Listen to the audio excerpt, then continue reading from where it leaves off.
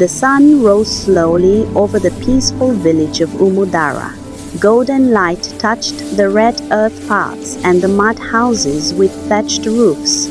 Smoke rose gently from cooking fires while chickens scratched the ground near clay pots. Women walked through the village wearing short ankara wrappers tied around their waists and bright ankara cloth across their chests. Colorful beads decorated their wrists, ankles, and waist, making soft sounds as they moved.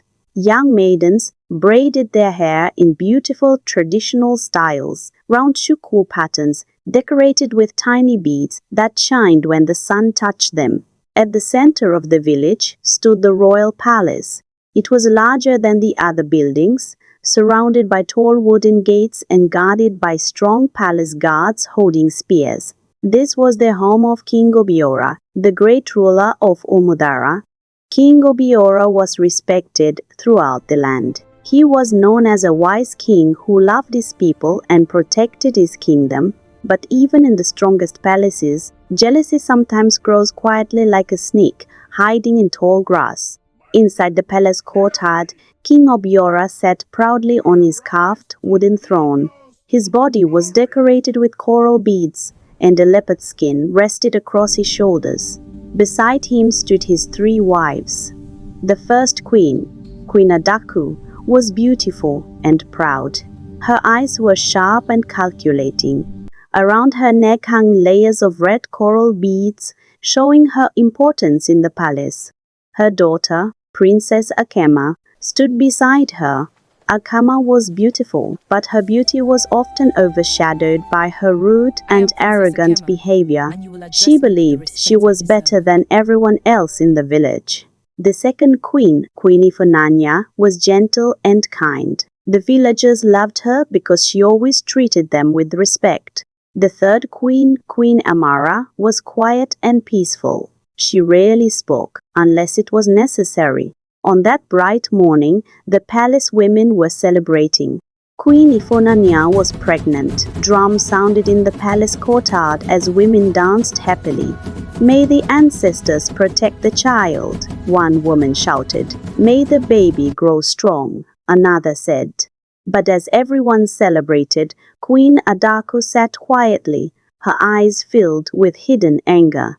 She watched Queen Ifunanya carefully. Inside her heart, jealousy burned like fire. Later that evening, Queen Adaku sat alone in her private chamber. The room was decorated with woven mats and carved wooden stools. Her daughter Akema sat beside her, chewing kola nut lazily. "Mother," Akema said with annoyance, "why is everyone celebrating that woman?" Queen Adaku's eyes narrowed. "You are too young to understand," she replied slowly. "But I do not like it," Akama continued. "If she gives birth to a son, father may love her more than you." Queen Adaku's face darkened. That was exactly what she feared. In their tradition, a queen who gave birth to a male child often gained greater influence in the palace. Queen Adaku clenched her fists. "I will not allow that to happen," she whispered. Later that night, Queen Adaku secretly called one of the palace maidens. The young maid arrived nervously and bowed. "My queen, you sent for me." Queen Adaku looked around to be sure no one else was listening. Then she reached into a small carved box and brought out a tiny wrapped cloth. Inside the cloth was a dark powder. The maiden's eyes widened. "My queen, what is that?" Queen Adaku spoke in a low voice. "You will mix this powder into Queen Ifunanya's food tomorrow." The maiden stepped back in fear.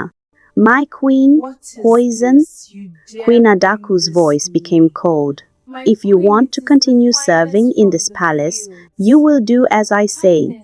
The maiden trembled. She knew refusing the queen could cost her life. Slowly, she bowed her head. "I will do as you command."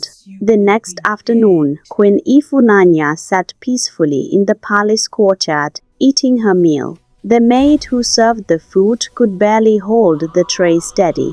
Her hands shook violently. Queen Ifunanya smiled kindly.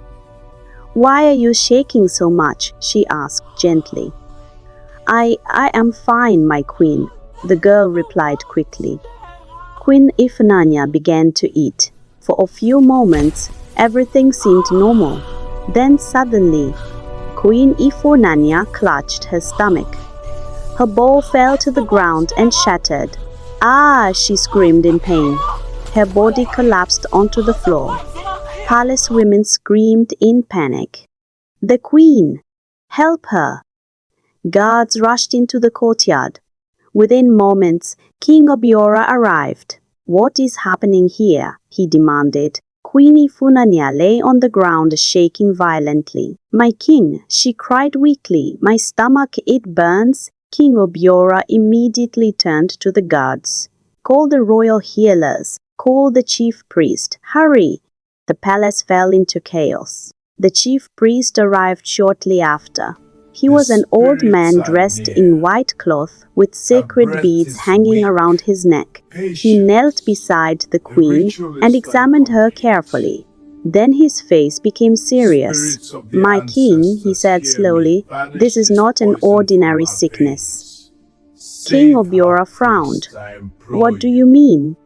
The chief priest looked around carefully before speaking. "The queen has been poisoned."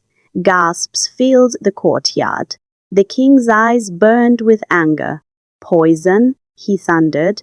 "Who would dare do such a thing in my palace?" But the chief priest raised his hand. "My king, there is no time to find the culprit now. If we do not act quickly, both the queen and the child in her womb may die." The king stepped forward urgently. "Tell me what must be done." The chief priest closed his eyes briefly, as if consulting the spirits. Then he spoke. "There is only one cure." The entire courtyard fell silent. A sacred healing leaf rose deep inside the forbidden forest beyond our lands. The chief priest continued. "It does not grow anywhere in this village." The king leaned forward. "Then send men to bring it." The chief priest shook his head. "The journey is dangerous. The forest is thick and filled with wild animals. It may take 3 days to find the leaf and return." King Obiora stood tall. "I do not care if it takes 10 days. My queen must live." He turned to the guards. "Prepare the strongest warriors. They must leave immediately." Within minutes, 5 royal guards armed with spears and machetes began their journey. They walked through thick forest paths where the sunlight barely touched the ground. They crossed rivers and climbed rocky hills. At night, they slept beside small fires, listening to the sounds of wild animals in the darkness. For 3 long days they searched. Finally, on the 3rd day, one guard spotted something glowing faintly among the bushes. "Look," he whispered. Hidden between 2 large stones grew a strange green leaf. The leaf seemed to shine with a soft light. The leader of the guards knelt carefully. "This must be the sacred leaf," he said. He carefully cut the plant and wrapped it in cloth. "Let us return quickly. The queen's life depends on it." They began the long journey back to Umudara. Back in the palace, Queen Ifunanya's condition was getting worse. Her breathing was weak. The king sat beside her bed, looking helpless. "Please hold on," he whispered. "Help is coming." Just as the sun began to set on the 3rd day, the palace gates opened. The guards had returned. The chief priest immediately took the sacred leaf. He crushed it slowly inside a wooden bowl. Green juice flowed from the plant. He mixed the juice with clean water and whispered sacred prayers. Then he turned to the king. "My king, give this to her." King Obiora gently lifted the queen's head and helped her drink the mixture. Everyone waited in silence. Minutes passed.